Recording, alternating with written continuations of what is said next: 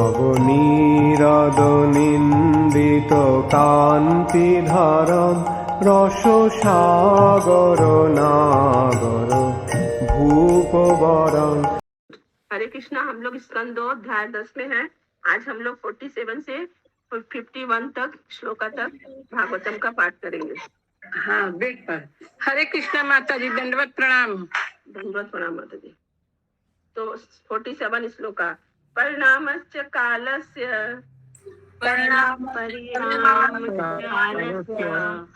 कल्पलक्षण विग्रहम् यथा पुरस्ताद् व्याख्यास्ये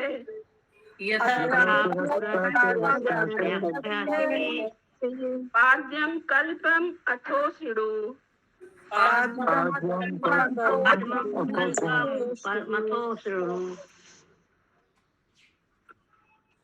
सुषमा साव माता जी पढ़िए।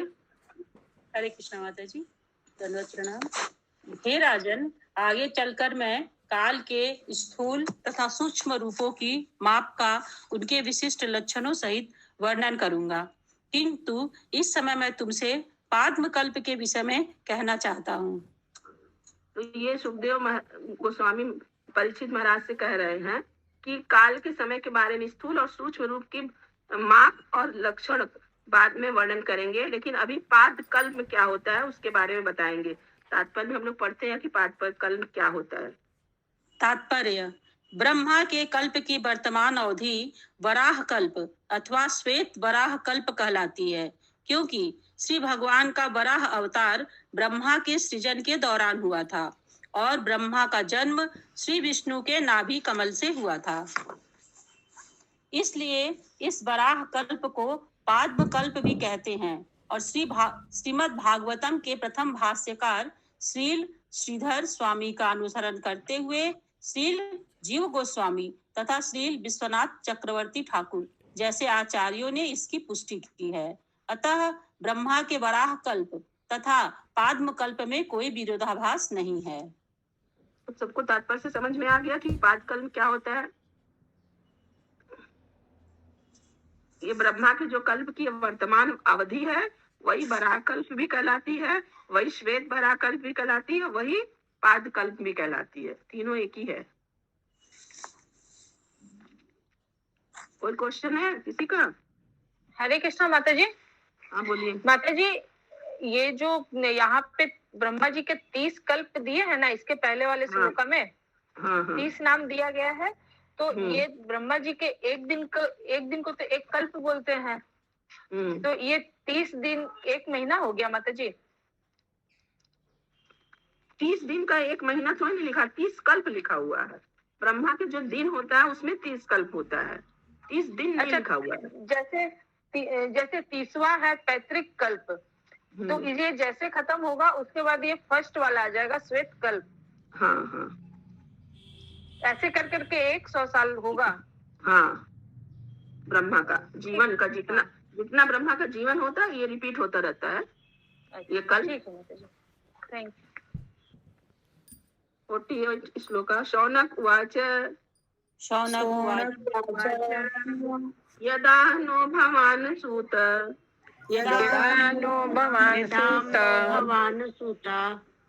भक्ता भागवत उत्तमा चचार तीर्थानि भूय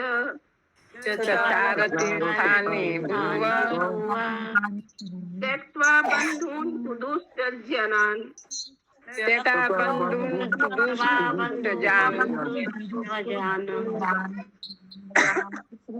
सृजन के विषय में यह सब सुनने के पश्चात सौनक मुनि ने श्रील सूत गोस्वामी से विदुर के विषय में पूछा, क्योंकि श्रील सूत गोस्वामी ने पहले ही उन्हें बता रखा था कि विदुर ने किस प्रकार अपने उन परिजनों को छोड़कर गृह त्याग किया था, जिनको छोड़ पाना बहुत दुष्कर होता है।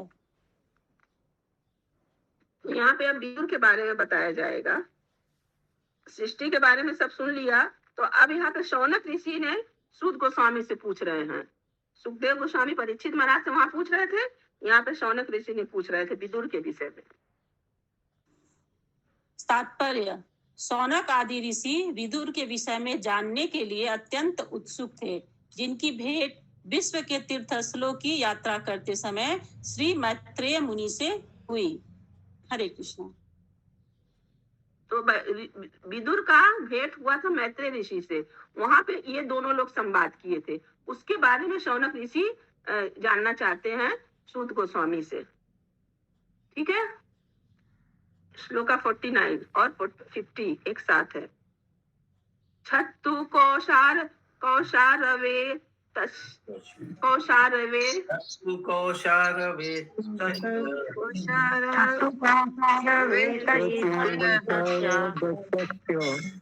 संवादो अध्यात्म संस्कृत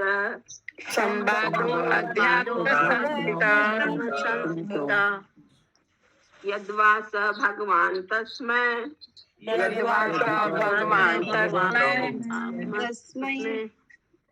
पृष्ठ तत्त्वम् उवाचः।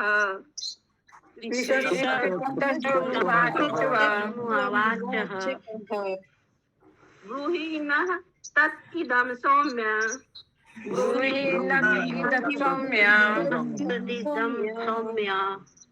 विदुरस्य विचेष्टितम्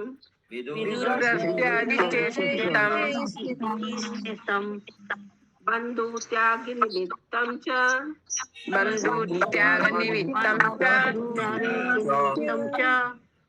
यथा एव आगतवान् पुनः।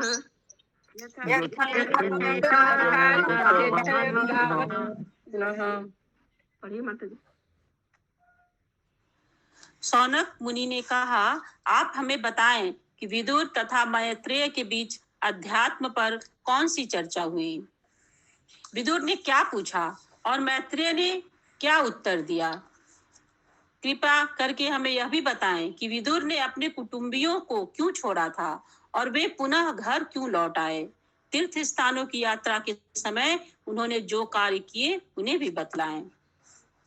तात्पर्य: श्रील सुत गोस्वामी भौतिक जगत के सृजन और संहार की कथाएं सुना रहे थे, किंतु ऐसा प्रतीत होता है कि शौनक आदि ऋषि अध्यात्म विषयों को सुनने के लिए अधिक इच्छुक थे, जो भौतिक विषयों से ऊंचे स्तर पर होते हैं।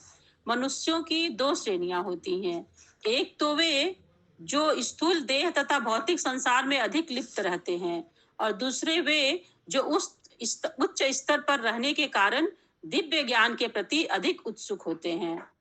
श्रीमद् भागवतम को समझ में आया। एक तो स्थूल देह मतलब शरीर के कारण और भौतिक संसार में अधिक लिप्त रहते हैं, और एक जो भक्त लोग होते हैं उच्च स्तर पे रहते हैं, उनको दिव्य ज्ञान रहता है, तो वो दिव्य ज्ञान के प्रति अधिक उत्सुक रहते हैं।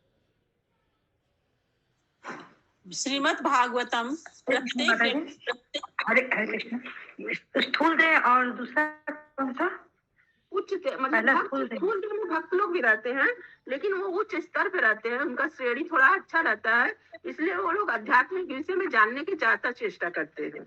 स्थूल देह में तो दोनों ही रहते हैं।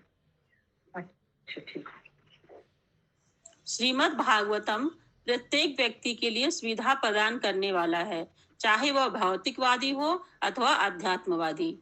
लोग श्रीमद् भागवतम से भौतिक जगत में तथा दिव्य जगत में श्री भगवान की महिमा मंडित कार्यकलापों को सुनकर समान लाभ उठा सकते हैं। भौतिकवादी भौतिक नियमों एवं उनकी कार्यविधि में अधिक रुचि रखते हैं। वे भौतिक चकाचौंध में आश्चर्य देखते हैं। कभी कभी इसी चकाचौंध में वे श्री भगवान की महिमा को भूल जाते हैं। उन्हें यह निश्चित रूप से ज्ञात होना चाहिए कि सारे भौतिक कार्यकलाप तथा आश्चर्य श्री भगवान द्वारा ही प्रेरित हुए हैं। उद्यान में यहाँ पे देखिए, भौतिकवादी लोग जो होते हैं वो भौतिक नियम कार्य विधि में ही अधिक रुचि रखते हैं और भौतिक चकाचौंध में ही आश्चर्य करते हैं और भगवान को ही भूल जाते हैं, लेकिन ये नहीं समझ पाते कि जितने कार्यकलाप होते हैं और जितने भी आश्चर्यजनक घटना होती है वो सब भगवान द्वारा ही होती है। उद्यान में गुलाब का फूल धीरे धीरे विकसित होकर रूप रंग ग्रहण करके सुंदर तथा सुरभित बनता है। वह किसी अंधे भौतिक नियम के अधीन होकर ऐसा नहीं करता। यद्यपि प्रतीत ऐसा ही होता है। इस भौतिक नियम के पीछे परमेश्वर की पूर्ण चेतना का निर्देशन होता है, अन्यथा वस्तुएं इतना नियमित रूप धारण नहीं कर सकती। कलाकार संपूर्ण मनोयोग और कलात्मक अनुभूति से गुलाब का चित्र बनाता है, किंतु तो भी वह वास्तविक गुलाब की तरह पूर्ण नहीं होता। यदि यह सत्य है, तो हम यह किस प्रकार कह सकते हैं कि वास्तविक गुलाब ने बिना बुद्धि के ऐसा सुंदर रूप प्राप्त किया? इस प्रकार के निष्कर्ष पर पहुंचना कम बुद्धि के कारण ही होता है। सृजन तथा संहार के उपयुक्त वर्णन से हमें यह समझना चाहिए कि सर्वव्यापी होने के कारण परम चेतना प्रत्येक वस्तु का पूरा ध्यान रखती है। परमेश्वर की सर्वव्यापकता का तथ्य यही है। निपट भौतिकवादियों से भी बढ़कर मूढ़ व्यक्ति अपने आप को अध्यात्मवादी कहते हैं और अपने में सर्वव्यापी चेतना पाए जाने का दावा तो करते हैं, किंतु कोई प्रमाण प्रस्तुत नहीं करते। ऐसे मूढ़ व्यक्तियों को यह भी पता नहीं चल पाता कि दीवार के उस ओर क्या हो रहा है। फिर भी वे परम पुरुष की सर्वव्यापी चेतना से अपने आप को समर्पित होने का झूठा गर्व करते हैं। ऐसे लोगों के लिए श्रीमद् भागवतम का सुनना अत्यंत सहायक बनता है। उससे उनकी आंखें खुल जाएंगी और उन्हें पता चलेगा कि परम चेतना का दावा करने से ही कोई परम भावना से युक्त नहीं हो जाता। इस भौतिक संसार में उन्हें प्रमाण देना होता है कि उन्हें ऐसी परम चेतना प्राप्त है, किंतु नैमिषारण्य के ऋषि कोरे भौतिकवादियों तथा झूठे अध्यात्मवादियों से ऊपर थे। अतः वे अधिकारी व्यक्तियों से दिव्य विषयों की वास्तविक सत्यता जानने के लिए सदैव इच्छुक थे। हरे कृष्णा। हरे कृष्णा। तो ये तात्पर्य सबको समझ में तो आ गया? किसी को कहीं कोई प्रॉब्लम है?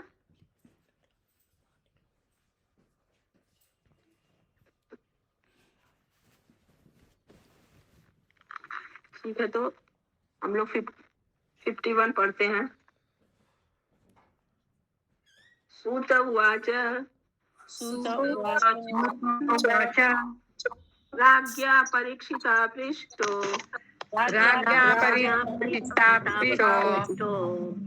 यद आवोचत महामुनि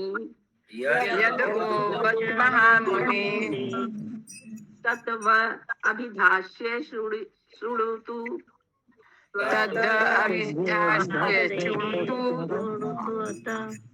राज्ञ प्रश्न अनुसारत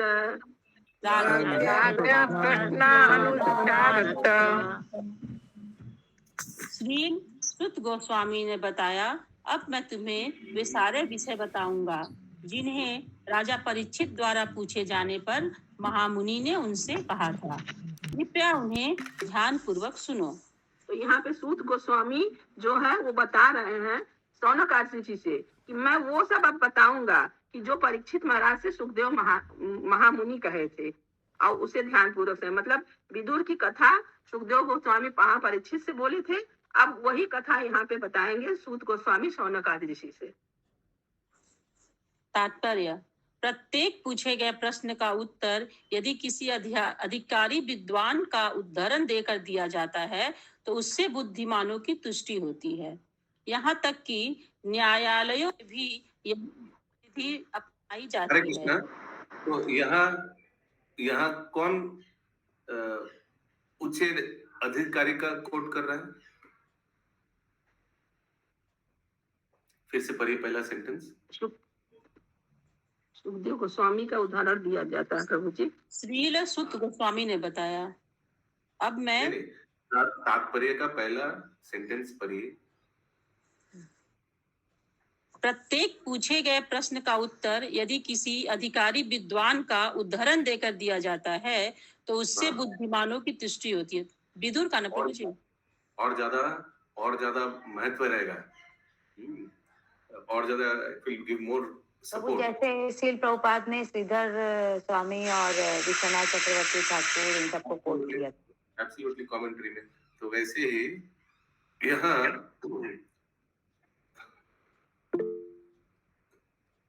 यस बोलिए निर्गुणानंदपुरी माता जी। हरे कृष्णा प्रभु जी। यहाँ पे तो ये राजा परीक्षित और सुखदेव जी का उदाहरण दे रहे हैं। यस, सो सूत गोस्वामी राजा परीक्षित सुखदेव गोस्वामी का उदाहरण दे रहे हैं, क्योंकि वक्ता सुखदेव गोस्वामी है। उन्होंने ऐसा कहा था, ये दोनों का वार्तालाप।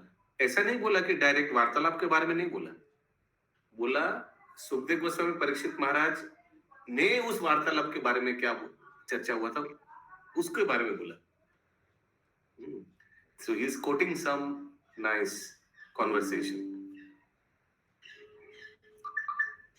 आगे, सर्वश्रेष्ठ वकील अपने मुकदमे की स्थापना के लिए बिना कोई कष्ट उठाए पूर्ववर्ती फैसले से साक्ष्य प्रस्तुत करता है। जैसे यह कभी बोलता है ना, mister Harilal Mehta versus state of Gujarat, ऐसे कोट करता है ना वकील लोग। पूर्व ऐसी घटना घटा तो उसको कोट करने से क्या होता है, मुद्दा को ज्यादा महत्व मिलता है। आगे, यह परंपरा विधि कही जाती है और विद्वान अधिकारी इधर उधर के व्यर्थ तर्क न देकर इसका पालन करते हैं। ईश्वरः परम कृष्णः सच्चिदानंद विग्रह अनादिरादि गोविंद सर्व कारण कारणम। ब्रह्म संहिता 5.1। हमें चाहिए कि हम परमेश्वर की आज्ञा माने, क्योंकि प्रत्येक वस्तु में बिना किसी अपवाद उनका हाथ है। इस प्रकार श्रीमद् भागवतम के 2 स्कंध के अंतर्गत श्रीमद् भागवतम सभी प्रश्नों का उत्तर है नामक 10वें अध्याय के भक्ति वेदांत तात्पर्य पूर्ण हुए।